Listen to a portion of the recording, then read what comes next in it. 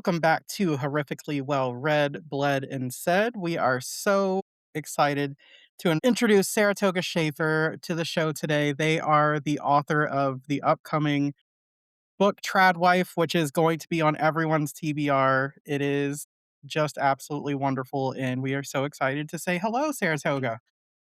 Hi, thank you for having me. I'm very excited to be here. I Yeah. when I saw you at Heart Reader Weekend, I was like, "Oh my god, I'm obsessed with your book," and it wasn't out yet.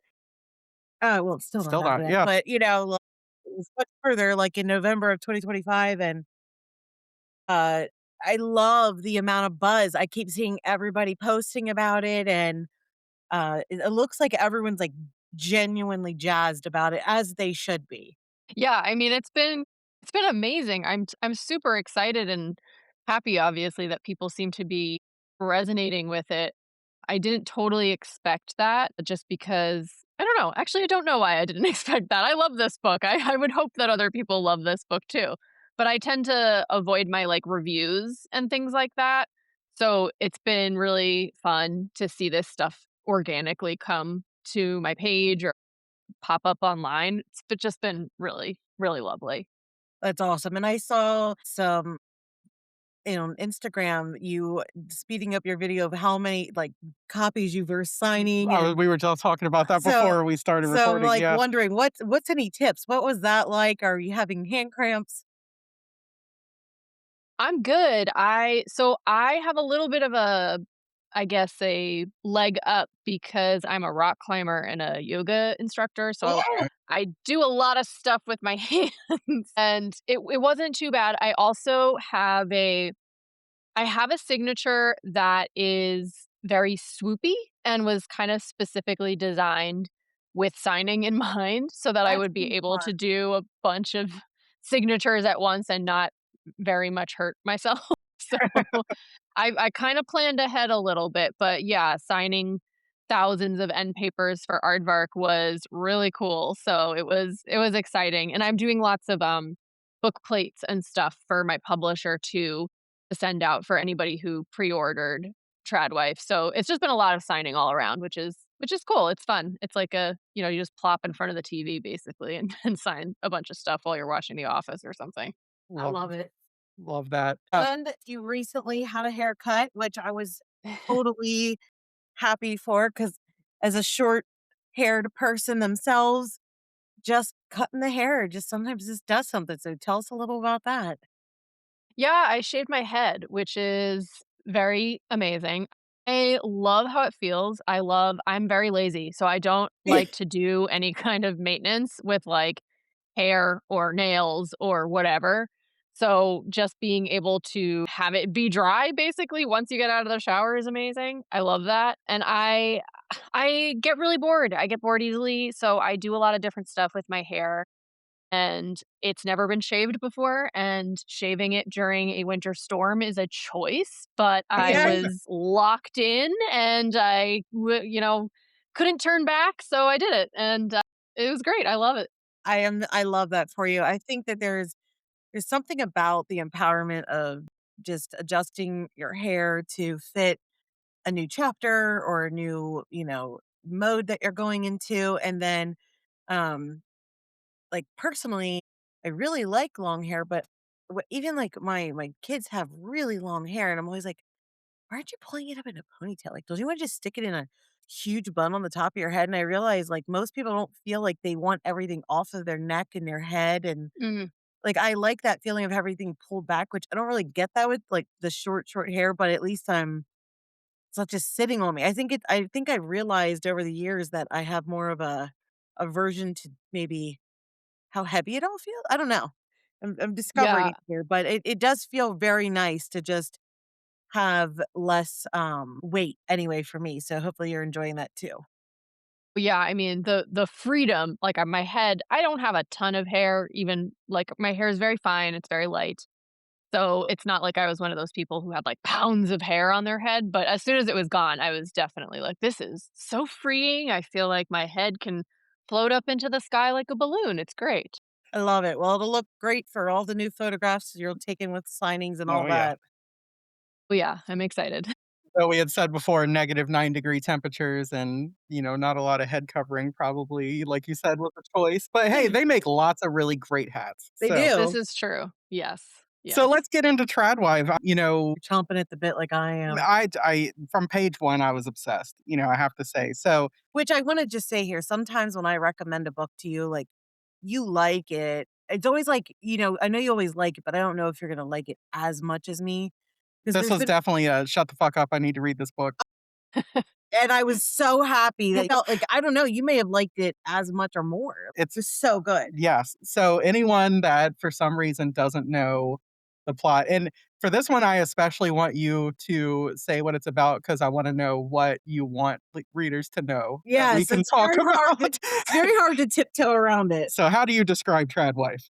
Yeah, so how I describe it is it's a horror book about a tradwife influencer who is desperate to have a baby, so she enlists the help of a creature she finds in a well on her property and ends up having a very hungry, very demonic baby. Yes, and the sacrifices that she makes as a mother to that baby, I think is a huge part of the book that I found really fascinating as a play on motherhood and femininity and expectations of women and how that role intersects with the cis white man. Mm. And it was a level of I want to say that there was something that in that book in your book that I wasn't previously able to read before, and I said I don't read this, and I had no problem reading it for your book. So I'm sure you can understand what I'm saying for that, but I don't want to like The specific sacrifices that are yeah, these made, we'll specific say. sacrifices that Yeah. there needs to make. And I was like, but it makes so much sense. Like, Mhm. it's like what is it? Like a allegorical to Yeah. okay. Right. Yeah. Okay, so that's the theme here. Love it. Let's go ahead. So, starting off at this book, when we meet Camille, she is a burgeoning Tradwife influencer on social media that wants to take that next step. She's popular, but not as popular as the people that she emulates. How much research and how deeply disturbing was it when you were Yeah. deciding you wanted to write about this type of character? Do you have a fear of the color beige at this point? I don't have a fear of the color beige, but I did notice that color popping up quite frequently in some of the accounts I was checking out.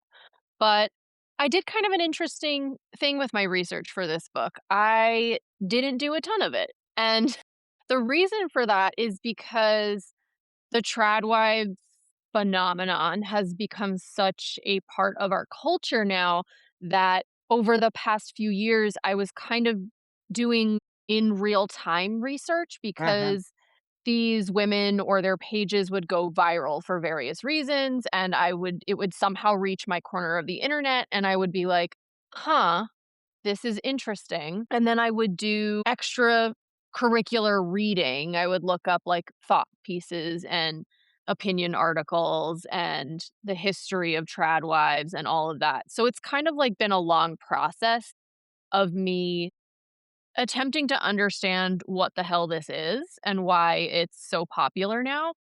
Can you go into a little So, bit about, like, what the hell it is and where that came about? yeah.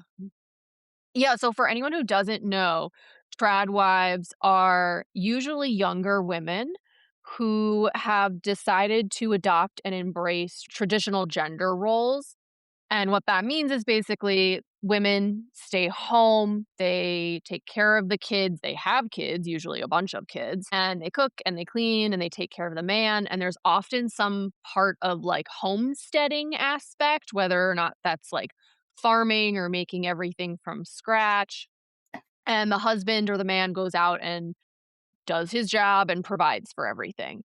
So it's very quote unquote traditional. It has roots in religious movements, especially Mormonism, and it's become a little bit more mainstream over the past few years. It's become very popular on social media, mostly due to this specific aesthetic that Yes. tradwives tend to harness for their accounts.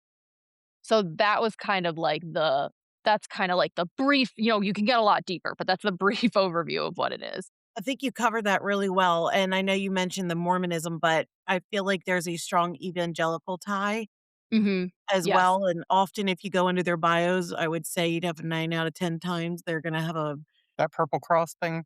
or I was gonna say a Bible verse Mhm, or or or something. Yeah, definitely, um, I have a family member that actually is exactly what mhm, you're and, I'm not passing any judgment on them, they do a really great job with their family, but everything that you're describing, it's like that's their happy place, and, it was Mhm. always something that I couldn't relate to because I was a working mother and a career corporate person, and, I always wanted to make my own money and contribute to the family, and, I know that they contribute to the family significantly in all the things that they do, but it was, like, during that time frame when this trad wives or these type of things came to rise, I know, like, I can't be the only one that felt like it was natural to have comparison to be like, "Wow, I'm not cooking this from scratch for my family, and my house doesn't look like it's all full of beige and light," and, just it was like I think that was some of the biggest things that I got out of here is, you say you read horror for healing, and I think for me as, like, a mother of 2, this and then, like, a variety of exchange students once I've become surrogate mother, um, it just feels like I always had a lot of shame, I guess, because I thought I was doing okay, and then when I looked at the trad wives, I had a lot of like, "Wow, I'm really not doing motherhood," and I don't think that's correct, and I think I've got a lot of healing out of that from your book because, I think it's very much almost cult-like, Mm. and I think it requires a lot of perfectionism from women and a lot of suppressing, like, they are not themselves as a woman, but more they live to be a mother and a wife, and I prefer to just still have my own key identity. Yeah, and I mean, that's totally accurate, and then when you add on top of that the social media aspect, the fact that that's what social media does in general in every community and with every person, there is that sense of a highlight reel, there is that sense of comparison. That is just always been consistent with social media, so when you put those 2 things together, this sort of trad wife lifestyle that elevates a certain type of value system Yes. and that pairs that with a certain type of social media aesthetic, it's the perfect storm. So, of course, it's meant to, on some level, make you feel insecure or less than, or, oh God, I'm not doing enough. I'm not like this person who I am now Right. looking up to. Right, I don't cook everything organic, I'm not using all the essential oils, I'm not, rinsing my hair with vinegar instead of conditioner, just I mean, the amount of but your book just really tapped into that of how it will take her all day to make food for Graham. yeah. I also love that for Camille, like, this wasn't her reality, right? At She first. That's so she important. the fact that she made this decision to be this, essentially character on social media, and I think that whether it's trad wife, whether it's, a lot of other things, especially in, like, conservative and right-wing sort of, like, leaning things, I always personally have this feeling of, like, do you really buy into this thing that you're doing, or is it just for money? Is it just for views and that kind of thing? And I love that you kind of have that internal dialogue with Camille where it kind of is asking those same questions and kind of shedding a light on the fact that there's so much more going on behind the scenes than what you see on social media, right? Yeah, that was really important to me. I wanted it to be kind of nuanced in that way. And I also think specifically with the Tradwave community, there are two very distinct groups. And one Okay. of those groups are the large, large, large million follower accounts who are now monetized and have a vested interest in getting you to buy the things that are on their page. And whether or not those women are bought in or not, I think is a conversation that is interesting to have. But then you have accounts that are more like Camille's who are burgeoning smaller, trying to get to that level. And those accounts, I think, are where you see some of the more dangerous mental headspaces because they're, you know, trying to get to a spot that they might not be able to get to because they're being sold something by these other accounts.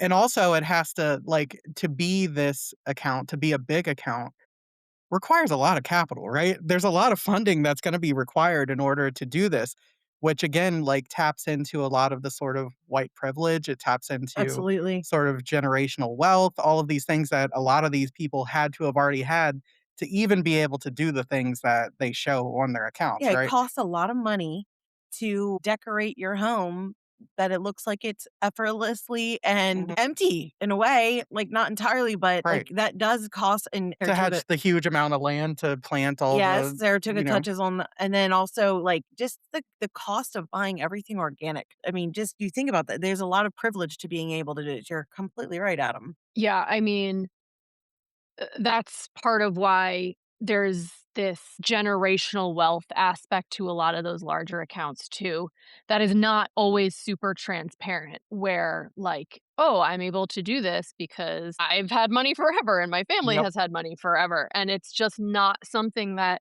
is accessible for most people, but that is often the part that's sort of swept under the rug and kept a little bit quieter. I think that that is one of the parts that simmered for me as I read through a lot and just sort of made me feel very angry of, she would talk about like, "Oh, well, Graham goes to work and he does all this and I can he lets me buy what I want and, like that's okay and that means they have a good relationship." And it doesn't mean that at all. But in the value system and the lens with which a trad wife looks at this, like there's nothing but benefits in that. And that's where I feel like it almost becomes warped and other realities of how do you even begin to talk with some people like this that truly buy into that of that's why I feel like their identity is swallowed by that. And originally the character for Camille, like she's a smart, bright woman. Like she could go, like the way it sounds She like had a career that was in really had an STEM. upward trajectory, Yeah. all those things, yeah. And then just the fact that she's, as we get into the premise of the book, desperate to have a child because of course you have to have children to be a valid trad wife. And it's Mhm. just not happening for them. So I'd love to go into a little bit more about why, it's completely valid for her to get a well monster, Yeah. well demon and have a baby. Yeah, I mean, Camille goes through a pretty intense and intentional character trajectory throughout this book. And part of that is because I really wanted to understand why somebody would be drawn to a lifestyle like this and how explore how they would react if something about that lifestyle was suddenly confronted in a very real way, like you have a demonic baby. So Camille's arc is quite intense on purpose because she starts off a little bit naive to a certain extent. She's actively deluding herself, but like you said, she is bright. She has somewhat of an awareness of what she's sort of gotten herself into. And then as the story goes on, she has to confront certain aspects of her marriage and her life and even her social media that require her to take that mask off a little bit. And it was very interesting to write her going through that journey because she's just so different from any other character I've explored before, and it was kind of exciting to get in the head of somebody who I didn't necessarily like, and Yeah. that was a big part of her character becoming who she became. No, I was just gonna say that there were points where I'm like, I don't think I like her very much. And then there was points where it felt like, you know what? I do like her and I respect like there was like I felt like she kept teetering that line between I can't stand her and she's Grudging got respect. yes, and Yeah. there's yes, and there's redemption possible for sure. Yeah, that's what I always kinda say where I'm always like, I would not be friends with Camille. We have very different values, we have very different desires in life, but I respect her. I think Yeah. she I think that's has how I feel. yeah, it's there's something there that is admirable, and I think even though she can be abrasive in some ways, she's also quite relatable depending on who you are, your own life circumstances. There's usually something going on with her that you see echoes of in your own life. Yeah, and I think that, the isolation that she has, and I'm wondering if she's a very lonely person. Mhm. Was that something that when you looked at these accounts or like this sort of idea, did you just kinda say, "I bet the people that do this feel this way," or was that based on any kind of realities of something that you saw? Yeah, I wouldn't say it's based on anything that I saw, like, any empirical evidence for, but I guess to me, the thought of, these women are usually in the middle of nowhere. I mean, sometimes they're in cities or suburbs or stuff, but their accounts are very focused on the home life and the kids and the husband. And that to me seems kind of isolating. Like they don't seem to have any outside hobbies. They don't seem to always have like an identity outside of just mother and wife. And that's a little sad to me. And I think for me, a life like that would be very lonely and very isolating. So I wanted to put myself in those shoes a little bit and see, is it A, with Camille, and B, again, just adding in that additional narrative of social media and how incredibly lonely social media can make us feel. Like there is a power of community there, which is not to be taken lightly, but there is also a reason why, during the pandemic and when we were in quarantine and all of that, people were incredibly lonely, even though we had thousands and millions of people right at our fingertips. It's Mm. Right. because that social media connection doesn't always, it's just not strong enough to replace an in person community. Yeah, And Absolutely. especially when you're not being honest about, like, Yes. yourself and who you are and your feelings and that kind of thing. right, and these, the trad wife communities, they are online, they're very robust online, but I haven't seen a lot of them who, like, meet up or have mom groups or things like that. It seems very based in sort of the internet online space. So that in itself struck me as something that was kind of lonely, and that is really explored throughout the book in Camille's sort of obsession with this larger account run by a woman named Mara, and Mara is one of those big accounts who Camille looks up to and wants to be friends with her and join her mom group, and even though they're nowhere near each other physically, it's like that to me also seemed so lonely and so isolating. It's like I don't have anyone in my life physically, so I have to reach out over the internet to try to get something, anything that I feel like I can relate to. Yes. I wanna go back to what you were saying about the identity and often just pushing that away, and there's a saying that in this region, I'm sure it's not just particular to here, but I feel like we live in an area that really embraces strong, right, like, conservative family values, which and it's like the concept is always said, "They're only little once." Mm, And how long does little last? And it's just like, Or yes, you and shouldn't, all yeah. this, and it's like, sometimes Adam and I get into this, and this is where I'm thinking for your book, but we'll say, okay, when we were kids, it was like you have to do everything your parents tell you to do. And we're like 80, like we were born in 83, both of us. And it was like you didn't have a choice. You had to do whatever your parents told you to do. And then it was like this thing with parenting switched.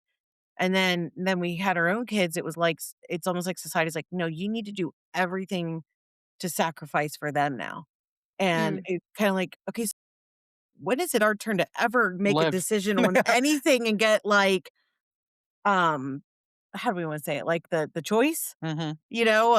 and it's just kind of like, okay, well, it feels like these women that are trad wives, like it's just an exchange of, well, it's noble and it's worthwhile to do this for my children. And I'm like, I get that, but can't you be a good mom and a valuable parent? Even like these parents that are sports parents that I can't imagine being that either. We did a lot of sports with our older daughter, but nothing to the point that these sports parents do, where they, the one lady that was on my my sales team like a few years ago, she would say like on average she spends $25,000 a year just paying for the things, the amount of hotel rooms, and just the commitment every single weekend of traveling all over for the hopes that these children get into professional sports, but the amount of ones that actually go to like D1, it's so low. But yet it is this level of, if I don't sacrifice all of this for my children, and again, the privilege and the money to be able to do this, but I almost feel like this sports family is another version of like,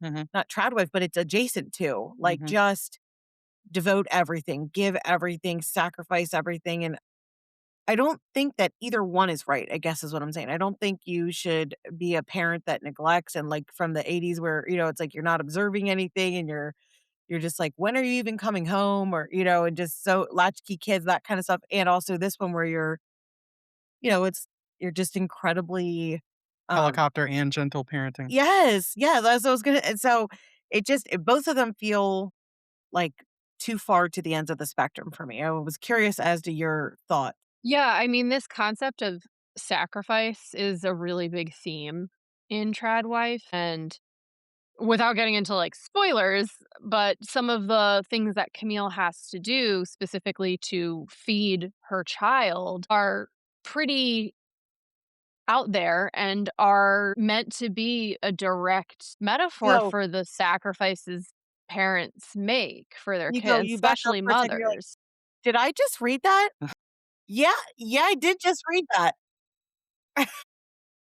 Sorry, but it was Yeah, like one of those moments where you're just buzzing along, and then all of a sudden you're like, "Are you fucking kidding me?" Mhm. I'm sorry, that was one of the best parts, I had to call that out. thank you. I'm glad you enjoyed it. It was very Sorry to fun to interrupt, write. please go back to what you were saying.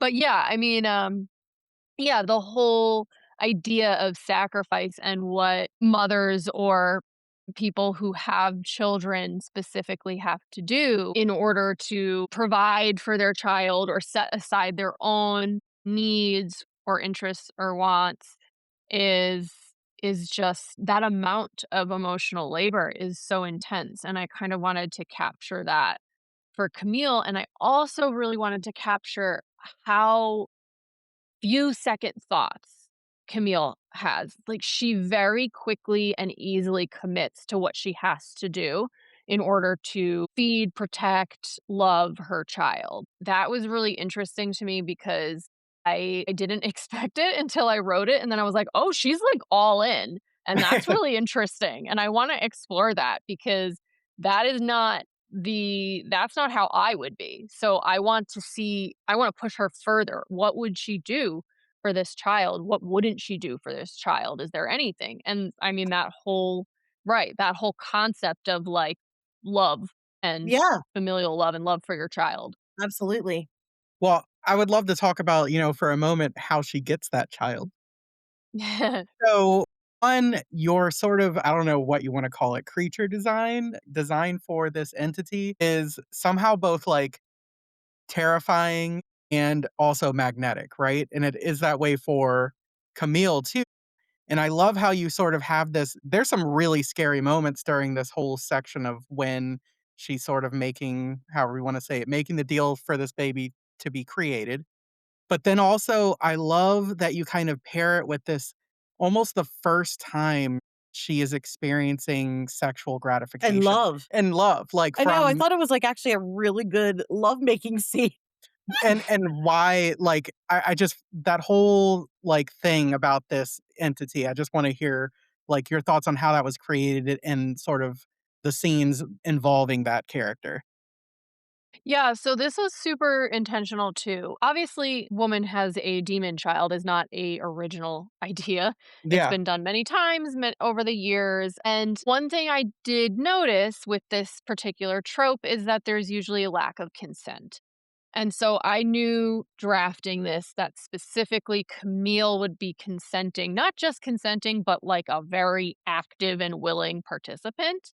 And that was important to me because Camille on the face of things is a character who doesn't have much agency, but as you get a little bit deeper into her and her story, you see that that's not the case. And this interaction, this choice she makes is a great example of that. And having Camille sort of be the one to initiate this, despite the fact that this creature is kind of like scary and creepy and gross, but there's, like you said, this magnetic aspect to it and kind of intentionally meant to be a little bit Shape of Water-esque Yeah. That's what I in exactly had in my head. That's yeah. exactly what I pictured in my head. Yeah, and that's on purpose, this sort of choice that she makes to engage in this particular way based on what's going on in her marriage and what's going on in her social media accounts was done on purpose to make it very clear that she has an active role in this and she's actually not a passive protagonist and Right. there's quite a lot going on with her. Definitely feel like you do think she's helpless at first, but then Camille strikes me as the kind of character now that she will stop at nothing to get what she needs, and no matter what she Mhm. has to do, and who who she needs to go through to get it, sort of thing. And I don't know that I usually like people like that, so that's kind of part of the reason where I'm like, "Ugh." But I did feel like in that scene where it's so funny that you said Shape of Water. I was just gonna say, like, that's how I pictured, but, it felt like she had more tenderness and love and connection with that creature than she does with her own husband. Um, which was just, I think, its own little take on, okay, what how people are like, "Oh, how my hubby, my great hubby," and the way that people in this community talk about their husbands and whatever, and it's like, is it really that healthy? Is it and everything looks great from the outside, right? But, is there the intimacy? And I just feel like this really showed that, like, not only could she sexually enjoy herself, but she could be safe and she could be in control, but there was also, just overall pleasure to this moment, and I think this speaks to a lot of just how maybe relationships are look so picture perfect, on the outside, and not just on social media, but in general. Yeah, and I mean, the relationship she has with the creature throughout the book is very interesting, and it is written a little bit purposely like a romance, and that's done intentionally too, where, Graham is pretty clearly an asshole. There's not a lot of gray space with him, but Yes. the creature and Camille's relationship with the creature and how it evolves throughout the book was something that was done to sort of, again, make her confront the reality of her life, and also to add a little bit of, like, extra friction there because she is sort of having these experiences that she is comparing to her experiences with her husband, and, her experiences with her husband are found lacking, so that's also an interesting part of it where she's kind of having this little relationship on the side, and it hits kind of intentionally some of the same plot beats that you might hit in a romance, even though this is a horror, and I would definitely classify it as a horror. There Yeah. are some little sparks of something else happening on the side as well. I love and let's talk about that asshole Graham for a second here. I love the fact that it's kind of this undertone of that although we're never in the head of Graham, we get the feeling, through the things that we see that Graham thinks his wife's an idiot and that he's the one that's getting over on her, when in fact she is taking advantage of the fact that he is not paying attention to anything going Yes. on and is doing the same thing to him. And I just think, want to hear a little bit about the intentionality of that kind of like Dynamic. yeah, the sort of mirroring of those things. Yeah, I mean, I think a man like Graham would do something like that, and I personally think that there probably is a guy named Graham who's in a relationship like this out here doing this exact same thing. I mean, there's probably not a creature in a well, but the Oh, yeah. dynamic of that is absolutely present in many relationships. Think you It's nailed that that man spot on. Mhm. Like, yeah. oh, yeah. Yeah, he's not physically abusive, he's not verbally abusive, but there's this insidious kind of relationship that they have where there is a power imbalance and he's almost like financially abusive a little bit because she gets an allowance, but she's not, she doesn't have her own job. He is very clearly the one who's like head of household and he thinks of himself as sort of like this god in his own house. And Camille Camille kind of willingly agrees with this, and throughout the book, she starts to adjust because Graham is her whole world until her child is born, and then her child becomes her whole world, and that allows her to open her eyes up a little bit to the dynamic between Graham and herself, and that it's maybe not what she wanted. I think that, the amount of preparation that Camille takes to make his food every single day and just that it's just regular old dinner to Graham. It's not regular old dinner, but it's like he just expects it almost like she's the cook and the chef and the servant. And just watching how much time she takes to prepare something and a lot of times he's not even home to like, oh, sorry. Or he's I'm drinking a beer in front work of the game, right? yeah, and it's just, it reminds me of that scene in Fried Green Tomatoes where she's made all these things, is trying to, like, get his attention, and he walks in and he just, like, grabs the plate of food and sits in front of the TV every night and just kind of, like you said, not abusive, not this, not just not present, not a good partner. Yeah, and it's that concept of labor in relationships. Who's doing the labor? Is the labor gendered? Has the labor historically been gendered? Have men especially been raised in a certain way to think of certain things as beneath them? It's like the same thing when you hear somebody say, "My husband's babysitting." It's like, "No, your husband's being a father, that's his job." It's that kind of concept where it's like certain men feel that certain tasks are not worth their time, and they seek out women who agree with that basically and are happy to do those tasks even though they are so intensely laborious. And when you add on, like, one of the things that I really tried to make clear in Tradwife is that this is a full-time job. Being a trad wife is not easy. It Not it is difficult because you're essentially running a house, you're taking care of, like you said, all this cooking, all this cleaning, homesteading, all of this stuff. She does all of his laundry, she cleans the house. Add on to that a child or multiple children, that's even more work, and then add on to that social media. Anyone who is online or anyone who has been a micro influencer or a real influencer or whatever you wanna call it, knows how much time and energy and effort and money you have to put into that. Put all of that together and you are not just staying at home doing nothing and making pretty pictures. It's a lot of work. And Graham does not care to notice that part. He thinks of Camille as like, here she is with her phone taking a couple pictures, and he doesn't acknowledge or understand the amount of labor she does, not just for him, but for her and for their lives together. I think I have a lot of compassion for what you're describing, and that's where when I think of my family member, I think that they're incredibly strong. I could never do the role that they do.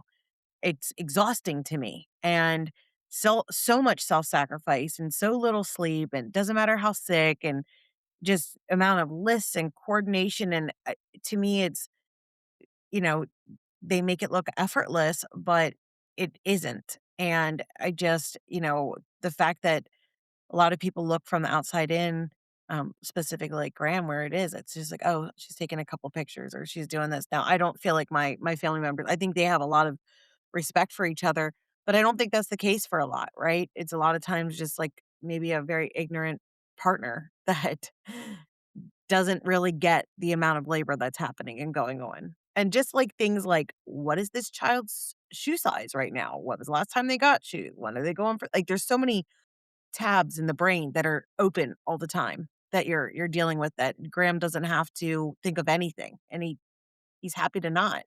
Except after the child's born, he's like, "Oh, we should start taking this child to church."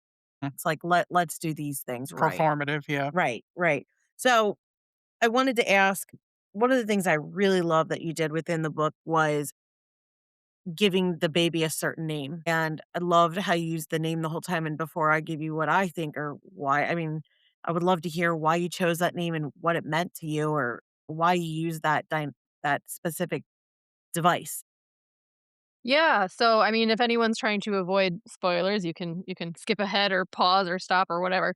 But yeah, the baby's name is Sweetheart, and I the way I drafted this was intensely, fastly, all at once. It came out like a volcano. And I did not know going in what the baby's name was going to be. And when I got to the point in the story where Camille is giving birth and then eventually choosing a name, there there was no other name. It just was Sweetheart, and I didn't really think about it too hard. If I think about it in hindsight, I think there's a couple things going on. I think I wanted to acknowledge one of those pet names that you might see a man use to talk down to a woman. Sweetheart is it's not super common as a pet name, I think because it's longer and it doesn't really roll off the tongue as easily as, like, babe or hun or whatever else, and I think when it's used a lot of the time, it's used as a little bit of, like, a demeaning thing, like, I feel like I've seen, like, 50-year-old dudes in the supermarket be like, "You need help with that, sweetheart?" or something, Right. like so it was kind of like a way to reclaim that a little bit. But from Camille's point of view, she is obviously not thinking of it in that context.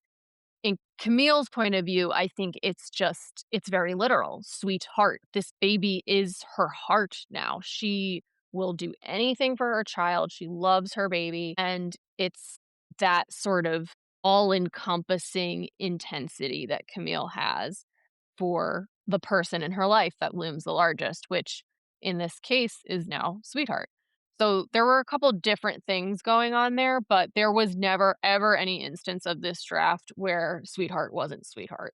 Yeah, I love that, and I felt like as I was reading it, it was like, sure, you could give this child a traditional name, but the way that she loves and the ferocity and intensity she has for Sweetheart, that is all she's thinking about it. "This is my heart." So I felt like it was so aptly named, and I've always loved the quote that when you become a mother, your heart lives outside of your chest and walks around in the world, and, like, that name of Sweetheart really encompassed that for me, that that's how she sees it and feels about every moment with this baby. Yeah, and there's a bit in it specifically where she says, "We actually did give Sweetheart a more traditional name, and as soon as they did, it's like she forgot the name completely. She doesn't even remember what she picked because there's no other option but Sweetheart." She is that important to Camille. So, once we have Sweetheart on the scene, so I wanna talk about this as vaguely but specific as possible for the sort of, the second half of the book, the second 2/3 or whatever. But, and when I talked about this book, I said, I don't think I've been more like, the only book that in the last couple of years that made me feel similarly was Victorian Psycho, Mm. and anyone that's read that knows what kind of book that is. So, as you're writing this and you're saying it's coming all at one, this very, like, volcanic eruption kinda thing, was there a moment when you were like, when it comes to the graphic aspects, I'm going all in.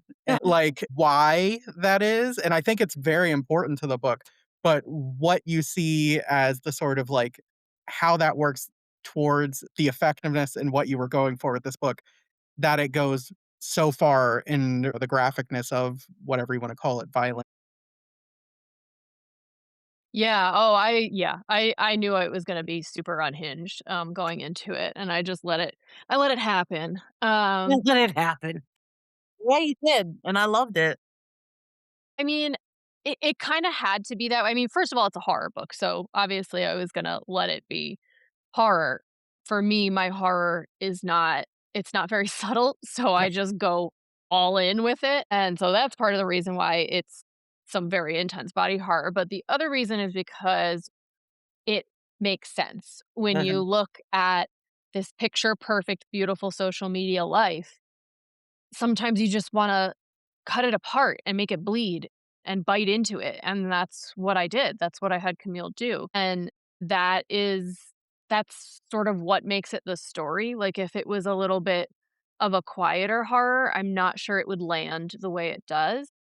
So I knew that these instances where we're getting into some body horror or some dark stuff, it had to be loud because Camille's life was sort of the opposite of that. And so for it to have the utmost impact, it had to be pretty brutal. And that was very fun to write, first of all. And it was necessary to push the story along too because it raises the stakes, and Camille is put into several scenarios where she has to make some pretty intense decisions, and that that's why. If it's a little bit of a quieter or more subtle horror, those decisions don't become as large or impressive.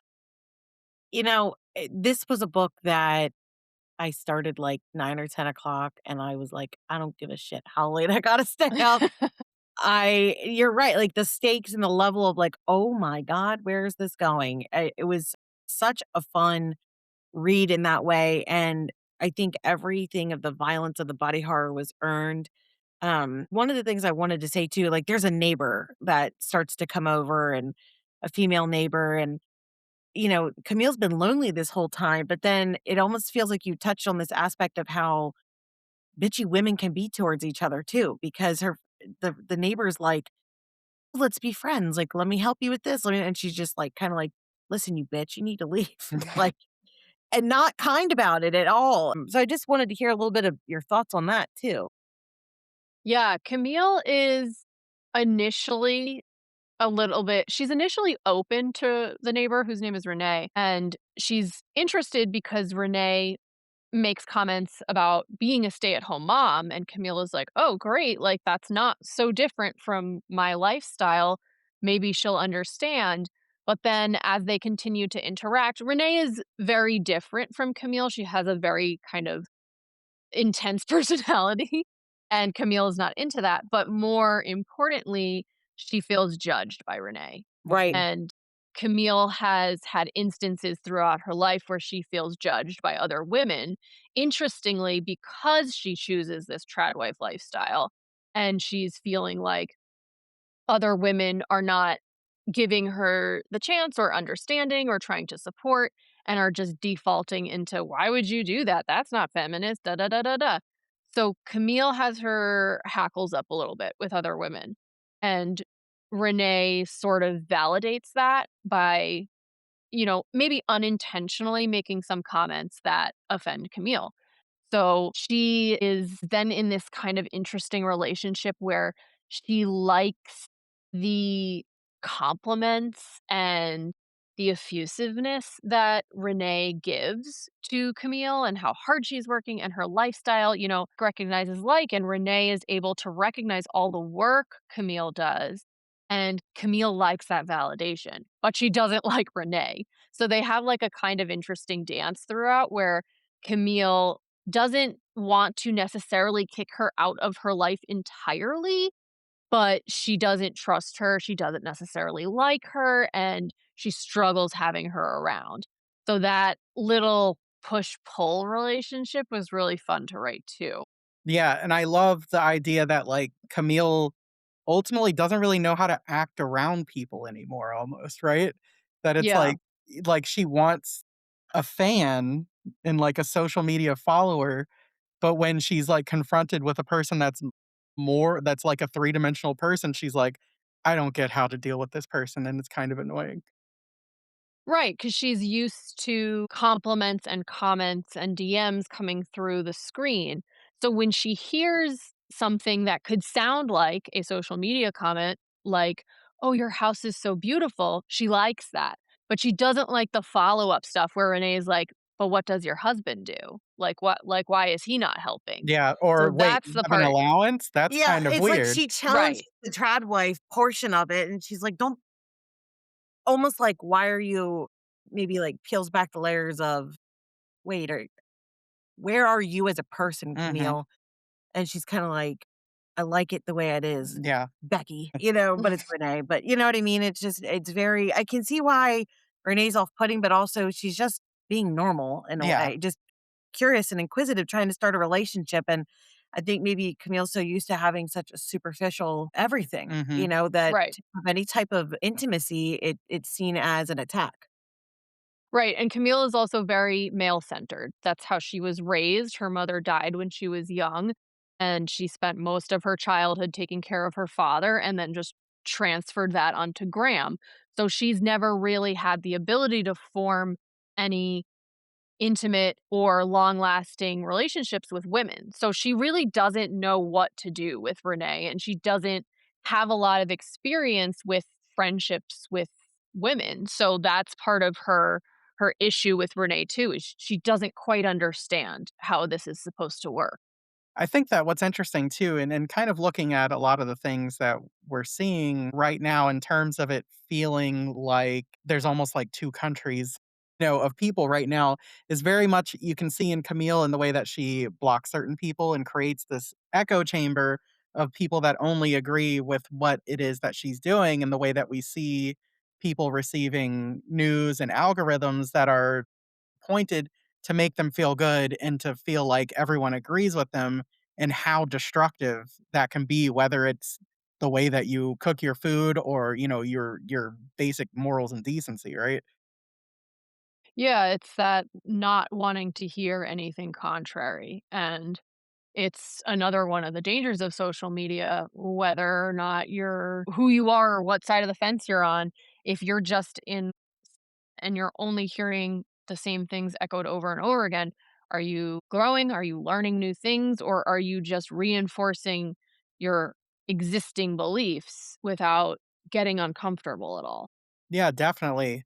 And I wanted to ask, as we're coming towards an hour here, did you always have the ending that this book has in mind, or did that kind of come organically as you were writing it? Yeah, I mean, kind of both. So I didn't plot this at all. I didn't outline it. I just sat down and wrote it. So I knew I knew what the beginning was gonna be, and I knew pretty much where I was gonna end up at the end, and Okay. the rest of it was kind of I found on the way. But yeah, I mean, the ending, same as with Sweetheart's Name, the ending has stayed the same.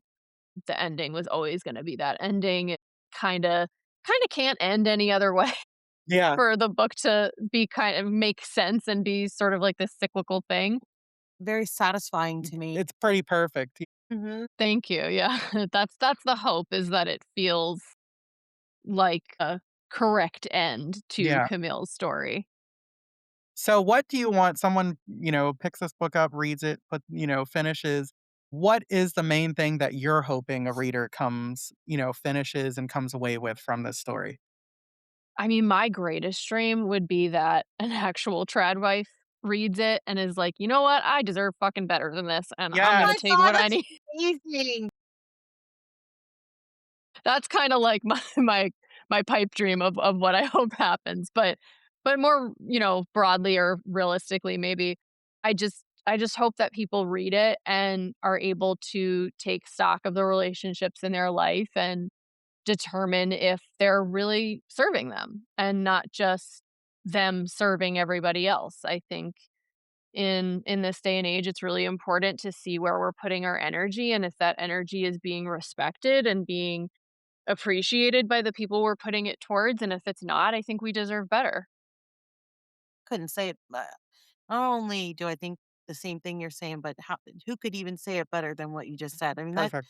that's the take of it, right? We get Mhm. one life, you get one thing, and you want to be able to live with yourself and feel good about the choices you make, but also like still have the experiences and feel like there's balance between caregiving, you know, being generous with your time or money or, art, whatever it might be, but also having enough balance for yourself that you're still an individual, whether you're a parent, a wife, a daughter, whomever it is, because sometimes I think we get so wrapped in an identity. And I really feel like this book showcases how important it is to have balance in your life and the dangers if you don't.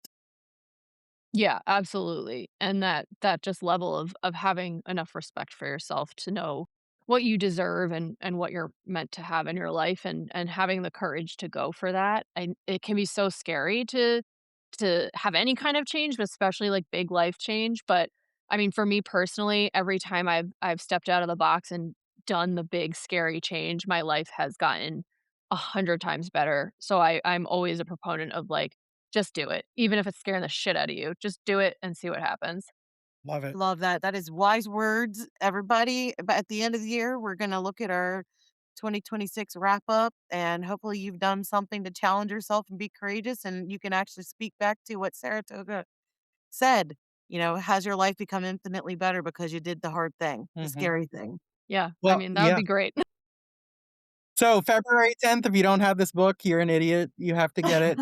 Make sure you read it. It's definitely going to be one of my I can say definitely one of my favorite books of the year. Ab Absolutely Thank loved you. it. And, what can we look forward to in the future from you if there's anything that you can say? Yeah, so I have 2 other books coming out in 2026 as well, Holy so if shit. you like you liked this, you will eat well this year. I have a thriller coming out June 2nd called The Last Time We Drowned, which is about a bookstagrammer who gets trapped on a yacht with a bunch of influencers and she thinks one of them is a murderer. And then I have another horror coming out September 15th called A Thousand Monstrous Forms. And that is a contemporary gothic horror that is a retelling of the fairy tale of Bluebeard. So it's Oh my about god, and it's sapphic. So it's about a woman who moves into her wife's manor and she fears it's haunted. you're coming back. We look forward to having you back. We'll send you an email, get you scheduled.